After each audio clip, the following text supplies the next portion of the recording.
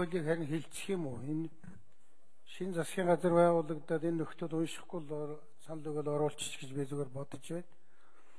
Биднийг байхад энэ 2-3 удаа орж ирсэн. Тэгээ ямар болгоомжл бидний ярьсан гэхлээр сая бямц цагт гişүн хэлж явах шиг байна. Төвшрөл их явах юм да бид нарт. Нэг харахаараа ерөөсөө иргэнд бүх юм өгчих гээд байгаа юм шиг. Нөгөө талд нь төрийн байгууллага гэж бүр нэг тамдаггүй болохоо байсан юм байгаа юм шиг. Нэг ийм л хоёр туйл дээр энэ хууль явж гинэ гэж бид нар ярьсан. Одоо энэ өнөө хоёр зүйлх мэдж байгаа. Бид нар их засгийн газар хэд оруулаад энийг бол шаардлагагүй да одоохондоо жаахан цэгцэл янзал гэсэн. Хоёр зүйл дээр хэдэн зүйл дээр би их болгоомжлоод байгаа. Нэгдүгээр энэ бол харин ёстой нэг баахан хүнд суртал төвөг чирэгдэл хоёр талтай бий болгочих вэ. Нэг нь бол захиргааны байгууллага талдаа шийдвэрч гаргаж болдгоо. Нөгөөх нь бол иргэн талдаа.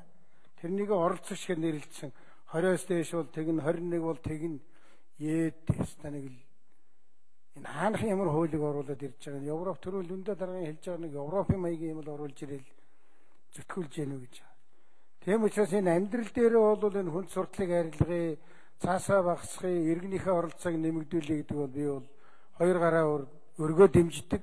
Манай засгийн газар түүц машин маягийн одоо иймэрхүү эсвэл замын цагдаагийн торгуулийг нь мөнгөөр нь авдаггүй гэд ингээд аль болохоор иргэнд төр одоо захиргааны байгууллага хоёрын харилцааг одоо боловсронгуй болгож чиглэгдсэн ийм алхмуудыг л илүү хийх ёстой гэж бодож байгаа. Ийм зузаан хуультай тэгээд ийм их олон цаастайгаар энэ харилцаа бол сайжрахгүй. Энэ одоо сайхан бэлэг ингэчиж энэ өмнөх засгийн газрын сайдрын өгчээсэн саналыг нийлүүлээд сайхан бэлэг урд талд нь гар үсэг зураад тэгээд нэг засгийн газрын санал гэж нэг технологийн шинжтэй хэдийн бичээд засгийн газрын санал дотор нь бол юу гэж итсэн гэхээр нэг хэд юм байна. Миний зүгээр асуулт бол энэ засгийн газрын өгсөн санал тэр Улаанбаатар хотын өгсөн санал дотроос зарчмын шинжтэй юуг нь авсан бэ гэдгийг нэгдүгээр та бүхэн хариулаад өгөөч. Юм авсан юм уу аваагүй юм. Хоёрдугаарт бол засгийн газар бол өөрөө ингэсэн байгаа. Биднийг энэ хуулийн субъект биш болгож өгөөч гэж бичсэн байл. Дарга барж л байгаад хэрэгэлдэ. Бид нар энэ хуулийн субъект болчих юм бол шийдвэр гаргах хэмжээ юмд бол төвөг зэрэгл учруулна гэсэн тийм санаа хэлчихэж гэж бодож байгаа. Тэгэхээр энийг нь та нар тгий гэж байгаа юм уу? Эсвэл үгүй гэж байгаа юм уу? Энэ дээр бас хариулт өгөөч. Тэгээд засгийн газрын санал дотор ийм зүйл байгаа шүү дээ. Шүүхийн ачаал хэдэн хувиар буурах юм? Захиргааны байгууллагын шийдвэр гаргах хугацаа шат дамжлага ямар хэмжээгээр нэмэгдэх юм?